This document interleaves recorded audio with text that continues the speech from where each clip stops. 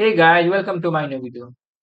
दोस्तों, आपको बता दें, यदि आप 10वीं पास है, 12 पास है या फिर आईटीआई किए हैं तो आपके लिए एक सुनहरा मौका आया है। BSF head constable RO RM requirement 2025 यानी कि रेडियो ऑपरेटर, रेडियो मैकेनिकल का रिक्वायरमेंट जो 2025 जारी कर दिया गया है। इस टोटल पोस्ट की बात करें तो 1121 पदों पे इसमें वैकेंसी निकाली गई है। कौन कौन इस फॉर्म को भर सकते हैं, इसका अप्लाई डेट कब से है, लास्ट डेट कब से है, इसका फॉर्म फी क्या है, आइए इन सारी बातों को इस वीडियो के माध्यम से डिस्कस करते हैं। इसके लिए दोस्तों हमें सबसे पहले अपने ब्राउजर को ओपन कर लेना है। जैसे हम ब्राउजर को ओपन करेंगे, हमें सरकारी रिजल्ट सर्च करना है। जैसे कि आप देख पा रहे हैं, हमने सरकारी रिजल्ट ऑलरेडी सर्च कर रखा है। अब दोस्तों हमें सरकारी result latest online form admit card syllabus पर टिक है। जैसे हम इस पर टिक करेंगे, मेरे सामने एक इंटरफेस ओपन हो जाएगा। अब दोस्तों हमें लेटेस्ट जॉब वाले सेक्शन में जाना और BSF head constable RO slash RM online form 2025 पर टिक करें। जैसे हम इस पर टिक करें, मेरे सामने एक इंटरफेस ओपन हो जाएगा। अब जैसा कि आप देख पा रहे हैं दोस्तों, बीएसएफ कांस्टेबल बॉर्डर यानी कि border security force has released head constable radio operator and radio constable radio mechanical requirement 2025। यानी कि यदि आप 10वीं पास है, 12 पास है या फिर आईटीआई का कोर्स आपने 2 साल का कर रखा है, तो आपके लिए बीएसएफ में जो है रेडियो ऑपरेटर का, रेडियो मैकेनिकल का वैकेंसी जो है जारी किया गया है।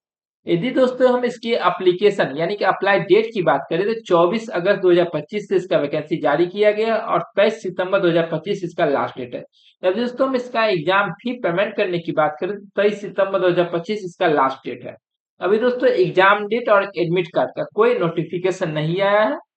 तो दोस्तों इसका एप्लीकेशन फी की बात करें और यदि आप अनरिजर्व कैटेगरी से आते हैं यानी कि जनरल से आते हैं, ओबीसी से आते हैं या फिर ईडब्ल्यूएस से आते हैं, तो आपको 100 रुपया फॉर्म फी भरना है।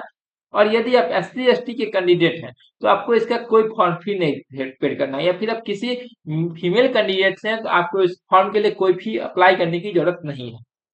यदि दोस्तों हम इसका पेमेंट मोड की बात करें तो इसमें debit card, credit card, net banking या फिर ई चालान के माध्यम से भी जो है इसमें पेमेंट एक्सेप्टेबल है।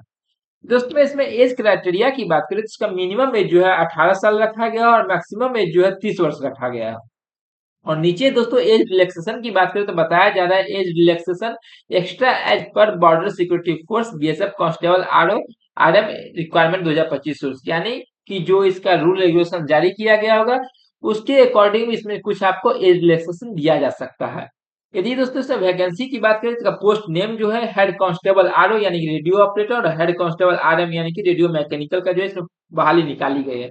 यदि आरओ यानी रेडियो ऑपरेटर की बात करें तो 910 पदों पर बहाली निकाली गई है और रेडियो मैकेनिकल की बात करें तो 211 पदों पर बहाली निकाली है। टोटल कहा जाए तो 11 से 21 पदों पर इसमें बहाली निकाली गई है।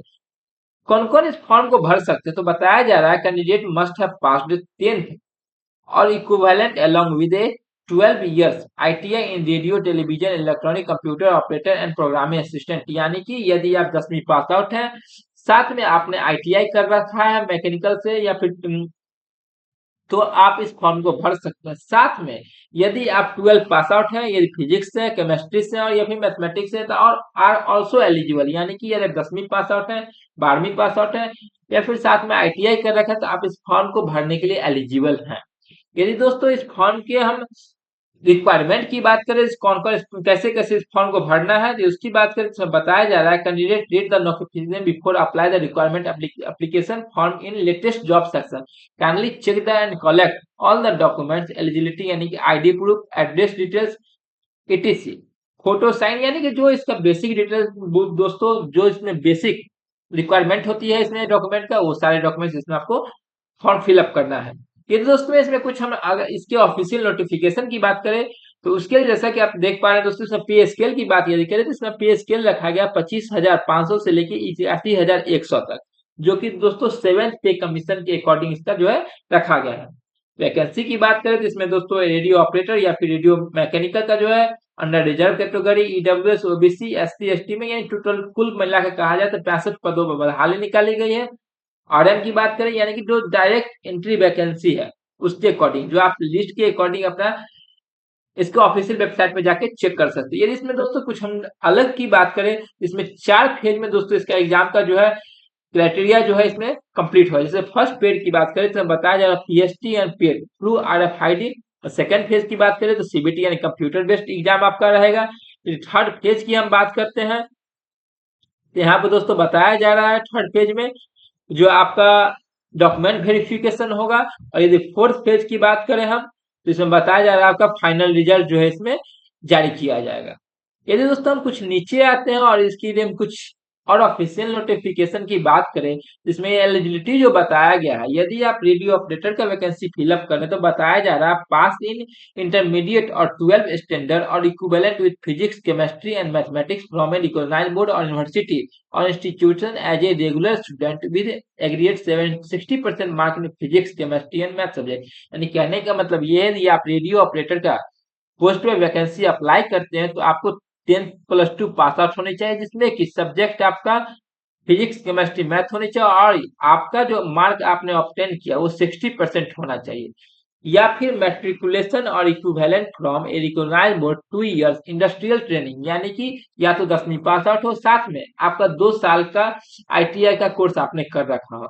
यदि हम दोस्तों रेडियो मैकेनिकल की बात करें तो इसमें ये बताया जा रहा है जो पास इन इंटरमीडिएट और 12 स्टैंडर्ड और इक्विवेलेंट विद फिजिक्स केमिस्ट्री, यानी कि सेम है। आप इसमें 10+2 पास आउट रहिए, साथ में फिजिक्स केमिस्ट्री मैथ आपका सब्जेक्ट होना चाहिए, 60% आपका मार्क उसमें गेन होना चाहिए। और यदि मैट्रिकुलेशन से आप 10 पास आउट है तो आप साथ में आईटीआई का कोर्स होना चाहिए। यदि दोस्तों आप एज लिमिट की बात करें तो बताया जा रहा है यदि आप अनरिजर्व कैटेगरी से हैं, बताया जा नोट बिलो 18 ईयर्स और नोट एबव 25 ईयर्स, यानी कि आपका एज 18 साल से नीचे होना नहीं होना चाहिए और 25 वर्ष से ज्यादा नहीं होना चाहिए। यदि आप ओबीसी के कैंडिडेट हैं तो उसमें सेम क्राइटेरिया है, 18 ईयर से कम नहीं होना चाहिए और 28 वर्ष से ज्यादा एज आपका नहीं होना चाहिए। यदि आप एससी एसटी से आते हैं तो इसका मिनिमम एज 18 साल रखा गया और मैक्सिमम एज जो 30 ईयर्स रखा गया है। यदि दोस्तों इसका कुछ आप खास जानकारी लेना चाहते हैं, इसकी ऑफिशियल वेबसाइट पर जाकर आप नोटिस को डाउनलोड करके देख सकते हैं। दोस्तों मेरा वीडियो अच्छा लगा हो तो प्लीज लाइक करें, शेयर करें, सब्सक्राइब करें। फिर मिलते हैं नए वीडियो में नई जानकारी के साथ, तब तक के लिए धन्यवाद।